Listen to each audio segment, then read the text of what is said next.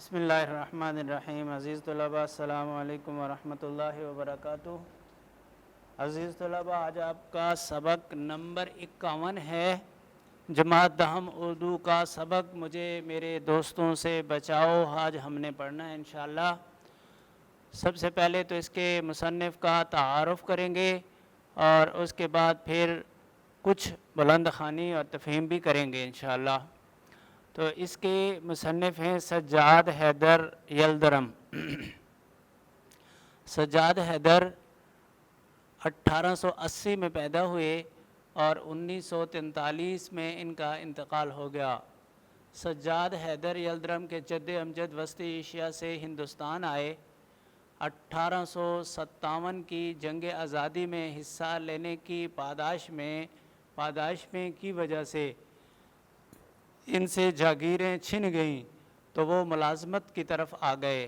Yildirim UP کے ایک قصبے نہٹور ضلع بجنور میں پیدا ہوئے۔ ان کا بچپن بنارس میں گزرا اور ابتدائی تعلیم یہیں حاصل کی۔ علی گڑھ سے BA کیا۔ اس کے ساتھ ہی ذاتی شوق سے ترکی زبان سیکھی اور بغداد کے برطانوی قونصل خانے میں ترجمان کے طور پر کام کرنے لگے۔ کچھ عرصہ قسطنطنیہ میں بھی رہے اور ترکی زبان و ادب کا مزید مطالعہ کیا۔ علی گڑھ مسلم یونیورسٹی کے رجسٹرار کے طور پر کام کیا، پھر جزائر انڈمان میں ریونیو کمشنر رہے۔ 1943 میں لکھنؤ میں وفات پائی۔ سجاد حیدر یلدرم صاحب طرز ادیب تھے۔ بھائی بچوں، صاحب طرز کا مطلب کہ اپنے طریقے سے لکھنے والے، اپنے طریقے سے، یعنی کسی کی نقل نہیں کی، کسی کو اپنا نمونہ بنا کر اس نمونے کے مطابق نہیں لکھا، بلکہ اپنے انداز میں لکھا۔ افسانہ نویسی اور ترکی زبان سے اردو میں تراجم ان کی شہرت کا سبب بنے۔ افسانہ لکھنے اور ترکی زبان کا ترجمہ کرنا، یہ دو چیزیں ان کی شہرت کا باعث بنی۔ ان کے افسانوں کے بیشتر خیالات تو موضوعات ترکی ادب سے ماخوذ ہیں۔ خیالستان ان کے افسانوں کا مجموعہ ہے۔ اس میں رومانیت کا رنگ غالب ہے اور یہ انشاء لطیف کا عمدہ نمونہ ہے۔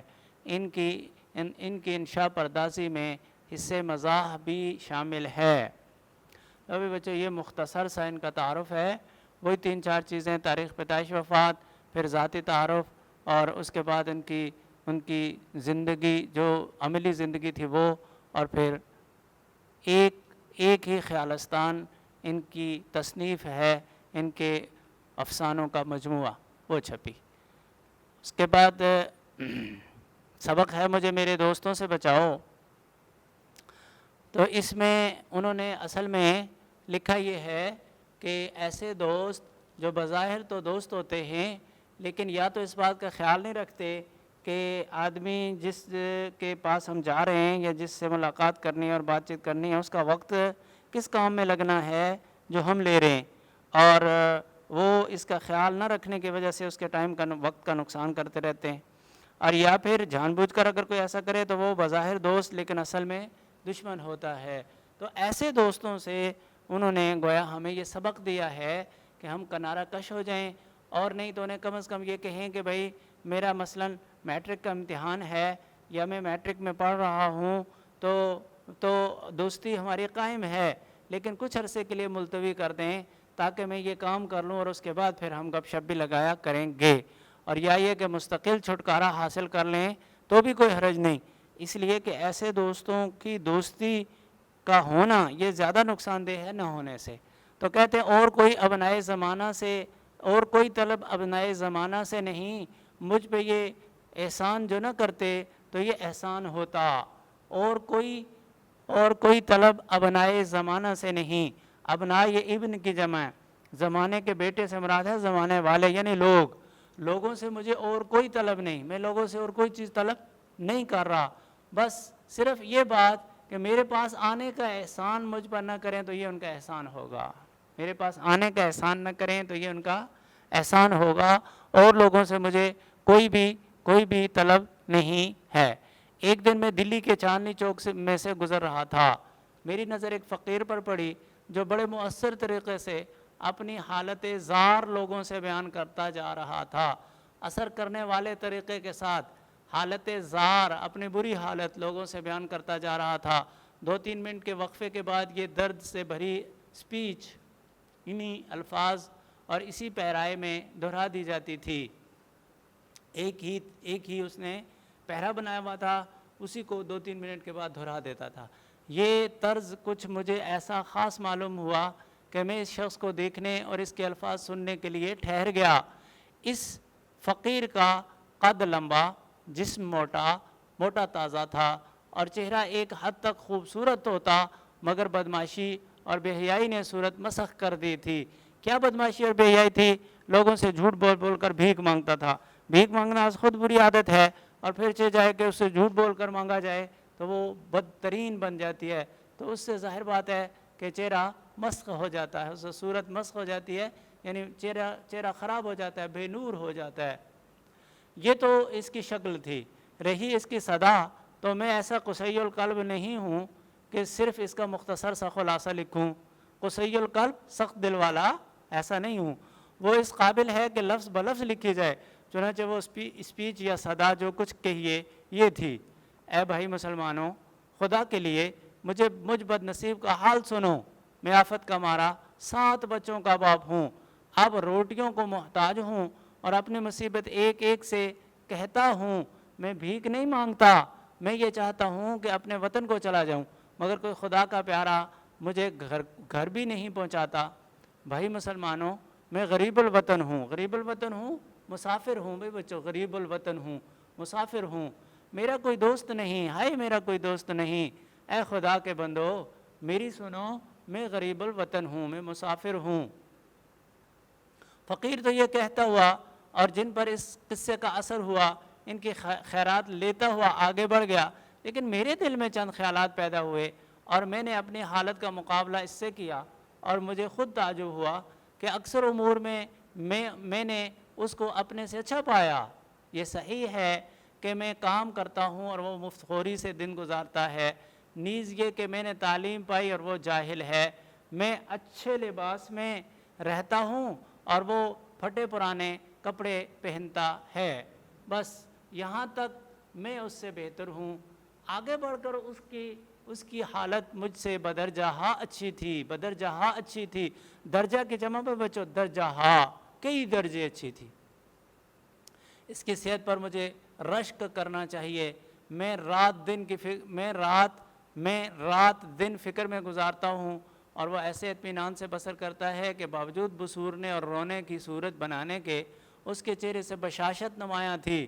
یعنی بظاہر اس نے چہرہ بسورنے اور رونے دونوں مترادف ہیں بھائی بچوں، رونے والی بنائی ہوئی تھی، لیکن اس کے باوجود اس کے چہرے پر ایک بشاشت، کہتے ہیں خوشی کی لہر اور چمک کے والا چہرہ اس کے ساتھ وہ نمایاں تھی، ظاہر تھی۔ بڑی دیر تک غور کرتا رہا کہ اس کی یہ قابل رشک حالت کس وجہ سے ہے، اور آخرکار میں اس بظاہر عجیب نتیجے پر پہنچا کہ جسے وہ مصیبت خیال کرتا ہے وہی اس کے حق میں نعمت ہے۔ وہ حسرت سے کہتا ہے کہ میرا کوئی دوست نہیں، میں حسرت سے کہتا ہوں کہ میرے اتنے دوست ہیں، اس کا کوئی دوست نہیں۔ اگر یہ سچ ہے تو اسے مبارک باد دینی چاہیے۔ مبارک نہیں ہوتا لفظ بچوں، مبارک ہوتا ہے، مبارک باد دینی چاہیے۔ میں اپنے دل میں یہ باتیں کرتا ہوا مکان پر آیا، کیسا خوش قسمت آدمی ہے، کہتا ہے میرا کوئی دوست نہیں۔ اے خوش نصیب شخص، یہیں تو مجھ سے بڑھ گیا، لیکن کیا اس کا یہ قول صحیح بھی ہے؟ یعنی کیا اصل میں اس کا کوئی دوست نہیں جو میرے دوستوں کی طرح اسے دن بھر میں 5 منٹ کی بھی فرصت نہ دے؟ میں اپنے مکان پر ایک مضمون لکھنے جا رہا ہوں، مگر خبر نہیں مجھے ذرا سا بھی وقت ایسا ملے گا کہ میں تخلیے میں اپنے خیالات جمع کر سکوں، تخلیے میں، تنہائی میں، اور انہیں اطمینان سے قلم بند کر سکوں، یا جو سپیچ مجھے کل دینی ہے اسے سوچ سکوں۔ کیا یہ فقیر دن دہاڑے اپنا روپیہ لے جا سکتا ہے اور اس کا کوئی دوست راستے میں نہ ملے گا اور یہ نہ کہے گا بھائی جان دیکھو پرانی دوستی کا واسطہ دیتا ہوں، مجھے اس وقت ضرورت ہے، تھوڑا سا روپیہ قرض دو؟ یعنی وہ گویا کہ اپنی شکایت کرنا چاہتے ہیں کہ میرے پاس دوست یا تو آئیں گے اور میرا وقت ضائع کریں گے، اور یا آئیں گے تو پیسے مانگیں گے، تو یہ دونوں چیزیں اس سے نہیں ہوتی ہوں گی تو یہ تو بڑا خوش قسمت ہے۔ کیا اس کے احباب وقت بے وقت اسے دعوتوں اور جلسوں میں کھینچ کر نہیں لے جاتے؟ کیا کبھی ایسا نہیں ہوتا کہ اسے نیند کے جھونکے آ رہے ہوں، مگر یار دوست کا مجمع ہے جو قصے پر قصہ، لطیفے پر لطیفہ کہہ رہے ہیں اور اٹھنے کا نام نہیں لیتے؟ کیا اسے دوستوں کے خطوں کا جواب نہیں دینا پڑتا؟ کیا اس کے پیارے دوستوں کی تصنیف کی ہوئی کوئی کتاب نہیں جو اسے خواہ مخواہ پڑھنی پڑے اور ریویو لکھنا پڑے؟ اپنا ریویو کہتے ہیں بھائی بچوں کس کو؟ یعنی کوئی بھی چیز پڑھنے کے بعد اپنی رائے دینا۔ کیا اسے احباب کی وجہ سے شور مچانا اور ہو حق کرنا نہیں پڑتا؟ کیا دوستوں کے ہاں ملاقات کو اسے جانا نہیں پڑتا؟ اگر نہ جائے تو کوئی شکایت نہیں کرتا؟ اگر ان سب باتوں سے وہ آزاد ہے تو کوئی تعجب نہیں کہ ہٹا کٹا ہے اور میں نخیف و نزار ہوں۔ یہ جو اوپر باتیں لکھی نا بھائی بچوں، 5 7 6 باتیں، کہتے ہیں کہ یہ باتیں ہیں جنہوں نے مجھے دبلا پتلا اور کمزور کر دیا، کیونکہ کہتے ہیں کہ بھائی پیسے میرے پاس ہوں وہ مانگنے آ جاتے ہیں، اور اسی طرح مجھے وقت بے وقت جو رشتہ دار ہیں، احباب دوست، وہ حبیب کی جمع احباب ہے، دوست مجھے وقت بے وقت دعوتوں پر کھینچ کر لے جاتے ہیں، پھر نیند کے جھونکے آ رہے ہوتے ہیں مگر دوست بیٹھے ہیں قصے پہ قصہ، لطیفے پہ لطیفہ چڑھا رہے ہیں اور مجھے سونے نہیں دیتے، اور پھر دوستوں کے خط آ جاتے ہیں، ان کا جواب دینا پڑتا ہے، پھر کوئی دوست اگر کوئی کتاب لکھتا ہے تو وہ مجھے مفت میں پڑھ کر اس کی پروف ریڈنگ کرنی پڑتی ہے، اور پھر کبھی شور مچانا، کبھی ہو حق کرنا، تو پھر یہ کہ کبھی دوستوں کے ہم ملاقات کے لیے جانا، یہ کام ایسے ہیں، یہ مصروفیات ایسے ہیں جنہوں نے مجھے کمزور اور نزار یعنی ضعیف اور کمزور بنا دیا۔ وہ کہتے ہیں کہ یہ جو کہہ رہا ہے نا میرے دوست نہیں، تو ان ساری چیزوں سے اس کو چھٹکارا ملا ہوا ہے۔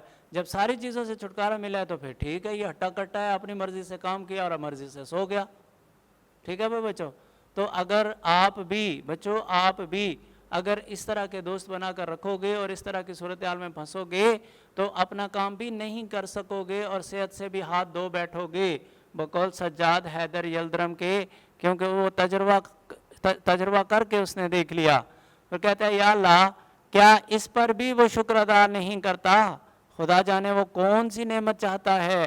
لوگ کہیں گے کہ اس شخص کے کیسے بےہودہ خیالات ہیں، بغیر دوستوں کی زندگی دو بھر ہوتی ہے، مشکل ہوتی ہے اور یہ ان سے بھاگتا ہے، مگر میں دوستوں کو برا نہیں کہتا، میں جانتا ہوں کہ وہ مجھے خوش کرنے کے لیے میرے پاس آتے ہیں اور میرے خیر طلب ہیں، مگر عملی نتیجہ یہ ہے کہ احباب کا ارادہ ہوتا ہے مجھے فائدہ پہنچانے کا اور ہو جاتا ہے مجھے نقصان۔ یہ ہے اصل بات کہ دوست نقصان پہنچانے نہیں آتا، جو دوست ہے حقیقی معنی میں وہ نقصان پہنچانے تو نہیں آتا، لیکن کہتے ہیں کہ وہ مجھے جو فائدہ پہنچاتے ہیں اس سے زیادہ میرا نقصان ہو جاتا ہے، چاہے مجھ پر نفرت کی جائے، مگر میں یہ کہے بغیر نہیں رہ سکتا کہ آج تک میرے سامنے کوئی یہ ثابت نہ کر سکا کہ احباب کا ایک جمع غفیر رکھنے اور شناسائی کے دائرے کو وسیع کرنے سے کیا فائدہ ہوتا ہے۔ آج تک کوئی یہ میرے سامنے ثابت نہ کر سکا کہ احباب دوستوں کا ایک جمع غفیر، ایک بڑا ہجوم رکھنے اور شناسائی کے دائرے کو وسیع کرنے، جان پہچان کے دائرے کو بڑھانے سے کیا فائدہ ملتا ہے۔ کہتا ہے اس سے مجھے آج تک کوئی یہ بات ثابت نہیں کر سکتا۔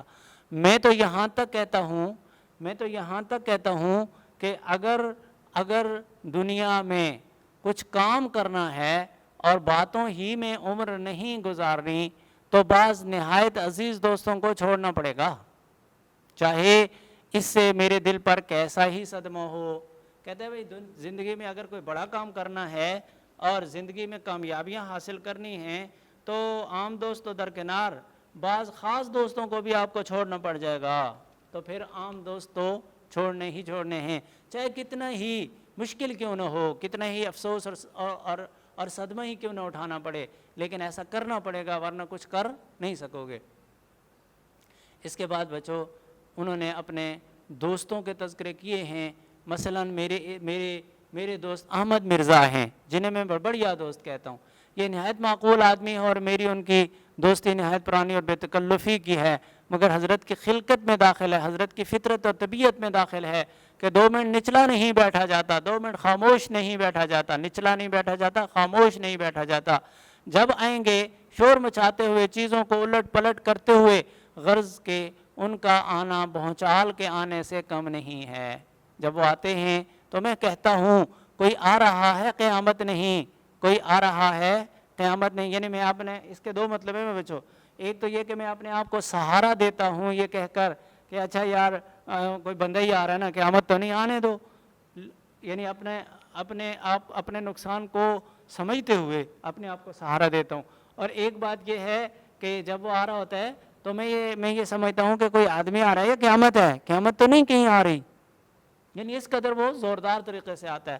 ان کے آنے کی مجھے دور سے خبر ہو جاتی ہے، باوجود کہ اس کے باوجود کہ میرے لکھنے پڑھنے کا کمرہ چھت پر ہے، اگر میرا نوکر کہتا ہے کہ میاں اس وقت کام میں بہت مشغول ہیں تو وہ فوراً چیخنا شروع کر دیتا ہے۔ کم بخت کو اپنی صحت کا بھی تو کچھ خیال نہیں، نوکر کی طرف مخاطب ہو کر، خیراتی نام ہے نا وہ نوکر کا، کب سے کام کر رہے ہیں؟ بڑی دیر سے، توبہ توبہ، اچھا بس 1 منٹ ان کے پاس بیٹھوں گا، مجھے خود جانا ہے، چھت پر ہوں گے نا، میں پہلے ہی سمجھتا تھا۔ یعنی یہ ان کی گفتگو کا انداز اور ان کی گفتگو بتا رہے ہیں۔ یہ کہتے ہوئے وہ اوپر آتے ہیں اور دروازہ اس زور سے کھولتے ہیں کہ گویا کوئی گولا آ کے لگا۔ آج تک انہوں نے دروازہ کھٹکھٹایا نہیں اور آندھی کی طرح داخل ہوتے ہیں۔ یعنی دروازہ ایک آیا آدمی، اس نے دروازہ نوک کیا اور پھر دروازہ کھلنے پر وہ اندر آئے، وہ ایسا نہیں، آتے ہیں دھڑام دروازے کو گولے کی طرح لگتے ہیں اور جیسے آندھی اندر داخل ہو جاتی ہے ایسے آ جاتے ہیں۔ کبھی انہوں نے اس بات کا خیال نہیں رکھا کہ یہ تہذیب کے خلاف ہے جو میں کر رہا ہوں۔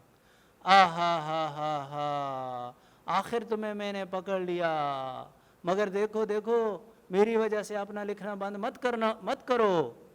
ساتھ ہی بند کروا رہے ہیں، ایسی صورتحال پیدا کر دی، ساتھ ہی کہہ رہے ہیں کہ بند مت کرو۔ حرج کرنے نہیں آیا، خدا کی پناہ کس قدر لکھ ڈالا ہے، کہو طبیعت تو اچھی ہے، میں تو صرف یہ پوچھنے آیا تھا۔ واللہ مجھے کس قدر خوشی ہوتی ہے کہ میرے دوستوں میں ایک شخص ایسا ہے جو مضمون نگار کے لقب سے پکارا جا سکتا ہے۔ لو اب جاتا ہوں، میں بیٹھوں گا نہیں، 1 منٹ نہیں ٹھہرنے کا، تمہاری خیریت دریافت کرنی تھی، خدا حافظ۔ یہ کہہ کر وہ نہایت محبت سے مصافحہ کرتے ہیں اور اپنے جوش میں میرے ہاتھ کو اس قدر دبا دیتے ہیں کہ انگلیوں میں درد ہونے لگتا ہے اور میں قلم نہیں پکڑ سکتا۔ یہ تو علیحدہ رہا، ابھی بچوں یہ علیحدہ اکٹھا بھی لکھا جاتا ہے اور الگ الگ بھی، اپنے ساتھ میرے کل خیالات کو بھی لے جاتا ہے، خیالات کو جمع کرنے کی کوشش کرتا ہوں مگر اب وہ کہاں۔ وہ دیکھا جائے تو میرے کمرے میں 1 منٹ سے زیادہ نہیں رہے، تاہم وہ اگر گھنٹوں رہتے تو اس سے زیادہ نقصان نہ کرتے۔ کیا میں انہیں چھوڑ سکتا ہوں؟ میں اس سے انکار نہیں کرتا کہ میری ان سے دوستی بہت پرانی ہے اور مجھ سے بھائیوں کی طرح محبت کرتے ہیں، تاہم میں انہیں چھوڑ دوں گا، ہاں چھوڑ دوں گا اگر کلیجے پر پتھر رکھنا پڑے۔ کلیجے پر پتھر رکھنا، طبیعت پر جبر کرنا، اپنے آپ پر زبردستی اپنے سے کوئی کام کروانا۔ لوگوں بچوں، ایک دوست کا ذکر اور اس سے پہلے فقیر کی تقریر اور پھر اس کا اپنے سے مقابلہ اور اس کا لب لباب اور اس سے پہلے تمہیدی پہرا، یہ آج ہم نے پڑھا اور سمجھا۔ اور چونکہ ہم نے خلاصہ اسی طرح یاد کرنا ہے کہ ہر پہرے کی ایک بڑی بات ہمیں یاد ہونی چاہیے، 1 2 3، ایک بات 2 باتیں۔ تو اس سے پہلے جو پہرے گزرے ان میں سے پہلا تمہید کا پہرا تھا، دوسرا پہرا اس میں انہوں نے فقیر کے بارے میں بات کی، اس کی پوری تقریر سنائی، پھر اس کا اور اپنا مقابلہ کیا اور ساتھ یہ بات خاص طور پر ذکر کی کہ اس نے جو یہ کہا کہ میرا کوئی دوست نہیں، وہ کہتے ہیں بس اس معاملے میں وہ مجھ سے بہت بہتر ہے، میں باقی کاموں میں اس سے بہتر ہوں۔ پھر وہ آگے ایسے دوستوں کی وجہ سے، بلکہ اپنی مصروفیات جو دوست احباب اور رشتہ داروں کی ہیں وہ ذکر کرنے کے بعد کہتے ہیں کہ یہ اس کی نہیں ہے، اسی لیے وہ ہٹا کٹا ہے اور میں نحیف و نزار ہوں۔ تو یہ اس طرح سے آپ نے بچوں خلاصہ اس کا بھی ذہن نشین کرنا ہے۔ اللہ آپ کا حامی و ناصر ہو۔ والسلام علیکم ورحمۃ اللہ وبرکاتہ۔